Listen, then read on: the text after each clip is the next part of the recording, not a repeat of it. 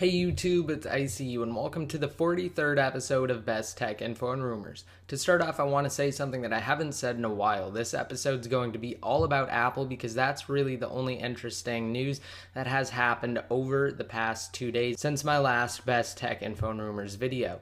And to start things off, I want to talk about Mac Rumors renderings, and they detail what the iPhone 5 could possibly look like based off of the same document that most case makers are using to create iPhone 5 cases. And this document has actually been available since around July, and supposedly it's a leaked document that details the exact specifications of Apple's unreleased iPhone 5. But who knows if the document is actually accurate or not. Some of the cases don't actually match up with the information from that document, and the cases are actually somewhat bigger. Now this could be because the case makers want to make sure that they will fit, or it could be that they're just guessing. Whatever the case, this design has definitely shown up before when we saw that leaked iPhone 5 screen picture from Wintech Manufacturing, and we've also seen other concepts that look almost exactly like this.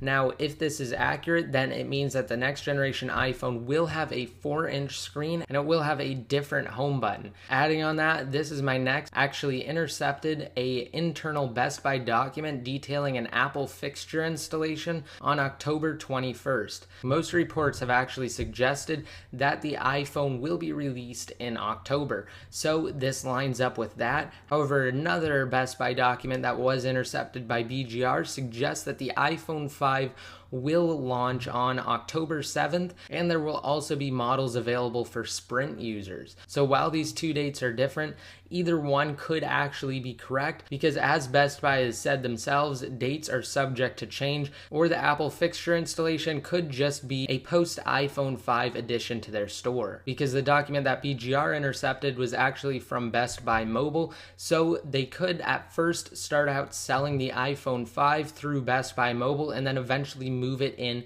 to the regular store with the Apple fixture installation. But it looks like we will most likely see the iPhone 5 around the first week of October at this point.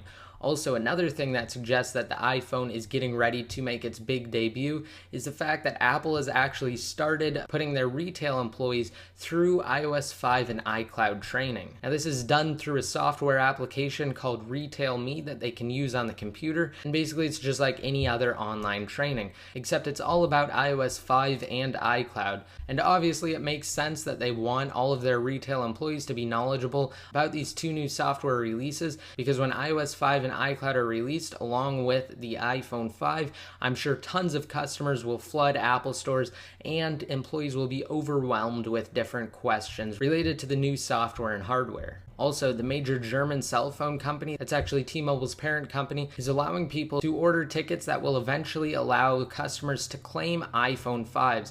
Now, it's on a first-come, first-served basis, and they actually started letting customers get these tickets this morning. And when Bloomberg found out about this, they actually verified it with a spokesperson from the carrier. Now, while the company isn't actually advertising these tickets, if you express interest in the iPhone 4's successor, then you will be able to receive one of these tickets to eventually exchange for the iPhone 5. And finally, it's been reported that Foxconn and Pegatron, Apple's two major manufacturing companies, are working full force to actually produce iPhone 5 units. And it said that Foxconn will take approximately 85% of the load, whereas Pegatron will take about 15% of the load. And because they're actually being assembled and iOS 5 isn't fully complete yet, the iPhones are basically just sitting around in a factory somewhere waiting for iOS 5 to be complete so they can package the complete iPhone 5s. Now, the theme of this video was basically just the iPhone 5, and everything that I talked about kind of points to one thing, and that is Apple's upcoming iPhone and hopefully iPod event. We are coming up on this event, and Apple will hopefully announce it soon. So I hope you guys liked this video.